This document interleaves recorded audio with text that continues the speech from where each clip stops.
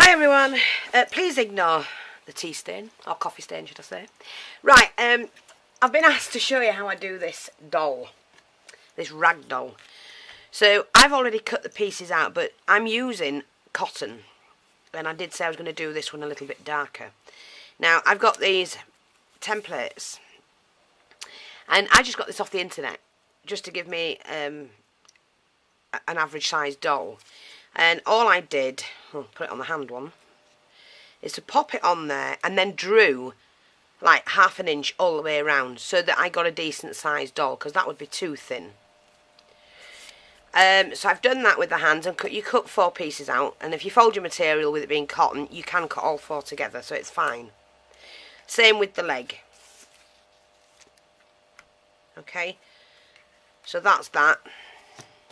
And then with the torso, just cut it out like that, allowing not so much around the head as what I have for the body, because I don't want it to have a big head. So that's that. And then what I've done, using up the scraps of the material that I've cut these away from, cut those from, excuse me, I've just ripped these into different lengths, well, whatever lengths they'll rip into, and then I make them up. So I'm going to show you that in a minute. But all it is, if you take your cotton, now cotton you can cut and rip either way. It doesn't matter which way the grain is, you can do it. And all you do, like I've got mine on the fold, and want a nice long piece, I'll get 4 pieces out of it. I cut it about ½ an inch, and then just rip it. And you rip it like that, and you've already got your ragged edge. I just then, because it's on a fold where I've cut it, pop the scissors in, cut that, roughly measure it out, and do that. And then what you do with that is you take some, let me just move these out of the way, you take some, I've got some thin lace that was gifted to me, which is ideal for this. And like I said, I'm only using 4 strands. Take your lace, wrap it round. I do it twice for security. Pull that, and then tie a knot in it, and leave it all as it is, as long as you've cut a piece long enough and you've got a mix of hair there. And when you glue it on, you just hold it where the knot is, glue that, and pop that on. Now when you come in to do the head, I'm going to show you, because I don't know whether I'm going to film this, all of it, but say that's the head, you start at the bottom and you do a row across the bottom, put one in the middle, and then even them out. And then when you're doing the next row, do it in between. Excuse me, I really can't shake this cold off. So you'll start with there, then probably put one there, and then move into the in between those and move it up slightly, and then go back and do the same as you did the first row, and then alternate them again. And that way you'll get an even look. When you come to doing the front of the face, because this will be where you've stitched it, all you need to do is to do a line of hair just on in front of the stitched head, and that way you'll hide all of that, and you've got a really good head of hair then. So that's how you do that. They're so easy to do. Like I say, I'll just do that once more to show you. Oh God.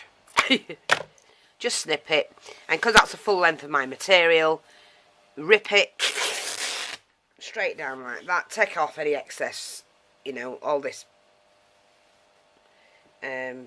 thread, fibre, and that's as bad as glue when it gets on you. It doesn't leave you.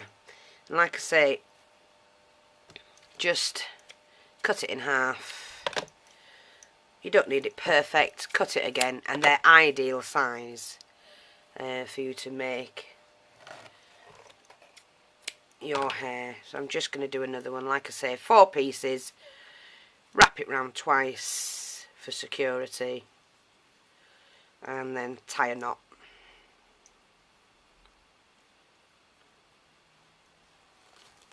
Like that.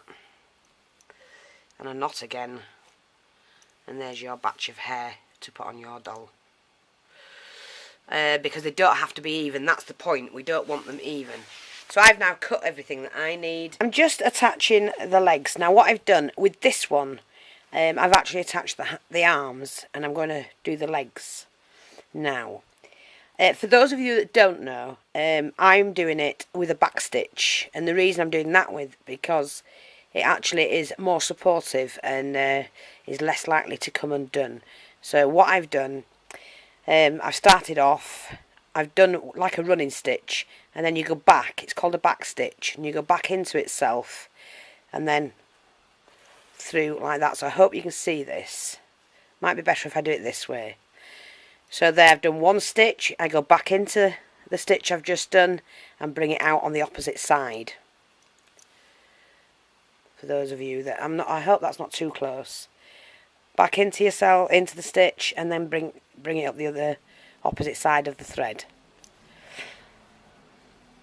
And it's just a little bit stronger stitching than doing an ordinary running stitch. Again, back into the your stitch you've just done, and back out the other side. Like that. I'm just getting to the end. And I'm only doing small stitches so that it is really tight and will hold.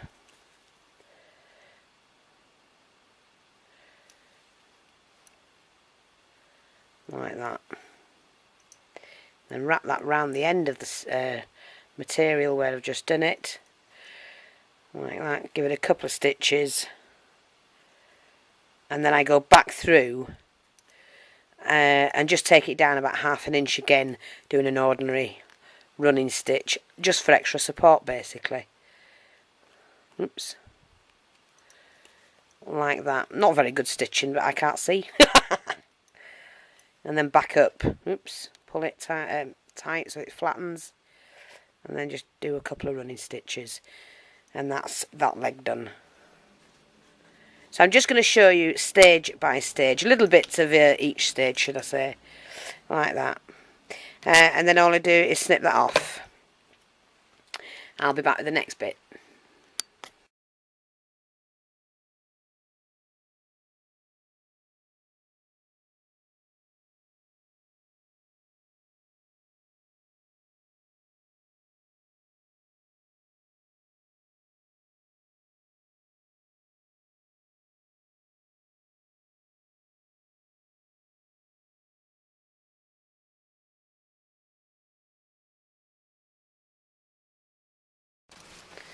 Now, as you can see, with the first doll that I did, I actually stitched the two front and back arm together and then padded it, then the legs, and then I attached it to the torso. But this time round I'm not going to do that because it was a little bit fiddly, and I'm thinking, no, you can do it better than that.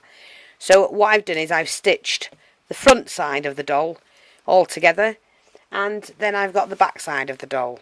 So what we're going to do now is to put the two front sides together so they're facing each other, and then we've got the doll itself.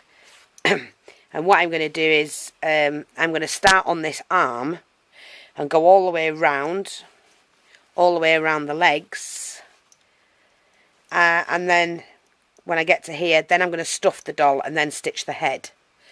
It's a lot easier if you do it that way. Now, if you're not sure of where to find your pattern or anything like that for this particular doll, then if you email me, I will give you the link of where to get the template to be able to do this doll. And it is just like that. As you can see, there's a huge difference in that arm.